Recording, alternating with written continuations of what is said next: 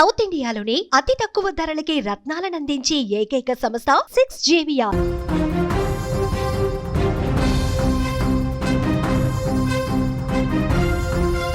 రక్షించాల్సిన పోలీసే భక్షకుడిగా మారాడు. న్యాయం చేయాల్సిన ఆ కాకి చొక్కానే నిలువన హత్య చేసి కిరాతకుడిగా మారిపోయినటువంటి ఘటన సూర్యాపేట జిల్లాలో కలకలం రేపింది. జంట హత్యల కేసులో కానిస్టేబుల్ ప్రమేయం బయటకు రావడం తెలంగాణ రాష్ట్ర వ్యాప్తంగా కూడా తీవ్ర దుమారం రేపింది. అయితే ఒకే ఒక్క సీసీ కెమెరా ఫుటేజ్ చిన్న తప్పు వ్యవస్థకే మచ్చ తెచ్చినటువంటి కానిస్టేబుల్ అసలు రంగును బయటపెట్టింది.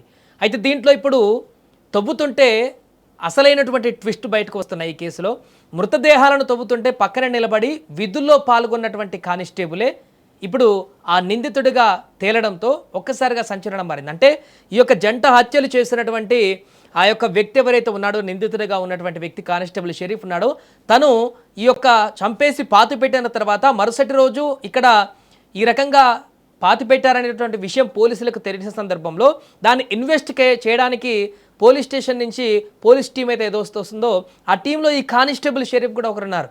అంటే చనిపోయినటువంటి ఆ వ్యక్తుల మృతదేహాలను బయటకు తీయడము, అక్కడ దర్యాప్తుకు సంబంధించి ఎవరు వారని గుర్తుపట్టడం, దీనికి సంబంధించినటువంటి ఎంక్వైరీ కోసం వచ్చినటువంటి టీంలో ఈ యొక్క షరీఫ్ అనేటువంటి వ్యక్తి కూడా ఇప్పుడు దాంట్లో ఉన్నాడనేటువంటి విషయం బయటకు రావడంతో ఒక్కసారిగా మరొక సంచలనమైనటువంటి ట్విస్ట్గా చోటు చేసుకుంది.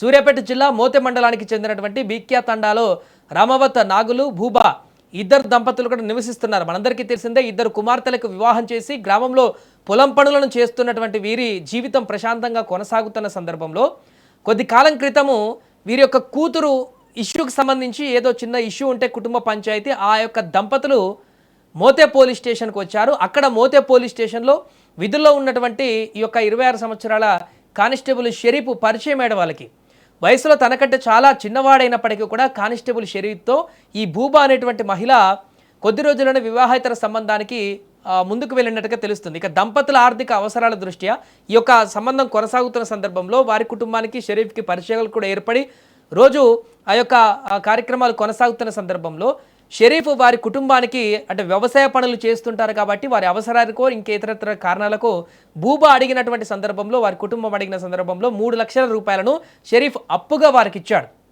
సో ఇక అంతా బాగుందనుకుంటున్నటువంటి సమయంలో కానిస్టేబుల్ షరీఫ్కు ఇటీవల తనకి వివాహం కూడా నిశ్చయమైంది. పెళ్లి చేసుకోబోతున్నటువంటి సందర్భంలో ఖర్చులుంటాయి కాబట్టి భూపా దంపతులకు తను ఇచ్చినటువంటి 3 లక్షలు ఏదైతే అప్పు ఉందో దాన్ని తిరిగి ఇవ్వాలంటూ షరీఫ్ వారిపైన ఒత్తిడి చేయడం ప్రారంభించాడు.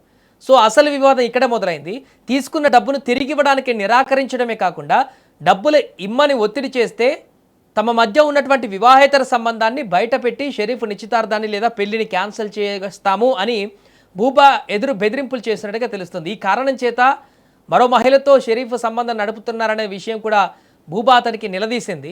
తన ఉద్యోగానికి భవిష్యత్తుకు ఎక్కడ ముప్పు వస్తుందో అనేటువంటి ఆందోళనతోటి షరీఫ్ ఆ దంపతులను శాశ్వతంగా అడ్డు తొలగించుకోవాలని స్కెచ్ చేశాడు. అనుకున్నట్టుగానే మొదట ప్లాన్ ప్రకారం ఫెయిల్ కావడంతో షరీఫ్ రెండవసారి పక్కా కుట్ర పన్నాడు. దానికోసము అదే పోలీస్ స్టేషన్లో హెల్పర్గా ఉన్నటువంటి మరొక వ్యక్తి సహాయంతో తనతో పాటు ఈ యొక్క హత్యలో పాల్పంచుకునే విధంగా తనతో పాటు కలుపుకొని ఆగస్టు 11వ తేదీ రాత్రి ప్లాన్ ప్రకారము నిర్మానుష్య ప్రాంతానికి రప్పించి ముందుగా భర్తను అక్కడికి పిలిపించి కర్రలతో దాడి చేసి దారుణంగా హత్య చేశారు. ఆ తర్వాత భార్య కనిపించలేదంటూ కంగారు పడుతున్నటువంటి భూబాను కూడా ఆ హెల్పర్గా ఉన్నటువంటి మరో వ్యక్తి బైక్ మీద ఆ ప్రదేశానికి తీసుకువచ్చి మీ భర్తను చూపిస్తారని అక్కడికి వచ్చిన తర్వాత భూబాను కూడా అత్యంత దారుణంగా కొట్టి చంపేసి ఆ యొక్క పొలంలోనే పాతి పెట్టినటువంటి సందర్భం ఏర్పడింది. పాతి పెట్టిన తర్వాత నెక్స్ట్ డే ఈ విషయం పోలీసులకు తెలియడంతో పోలీసులు దర్యాప్తు కోసం వచ్చినటువంటి ఆ దర్యాప్తు బృందంలో ఈ యొక్క కానిస్టేబుల్ షరీఫ్ నిన్న చంపేసి ఈరోజు మిగతా పోలీసులతో పాటు ఆ దర్యాప్తు చేయడానికి వచ్చినటువంటి బృందంలో ఏమీ తెలియనట్టుగా ఆ దర్యాప్తు సంబంధించిన దాంట్లో పాల్గొన్నటువంటి విషయం కూడా బయటకు రావడంతో ఈ కేసులో ఒక్కొక్క అంశము ఇప్పుడు సంచలనంగా మారింది. ప్రస్తుతానికి వారిని అరెస్టు చేసి రిమాండ్కి అయితే తరలించారు.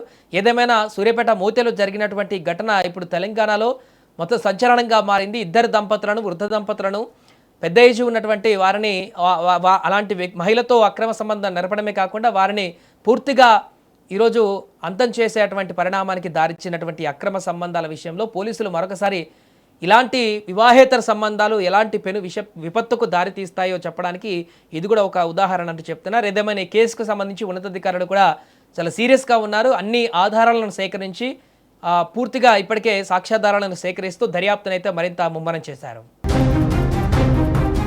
తెలుసుకుందాం.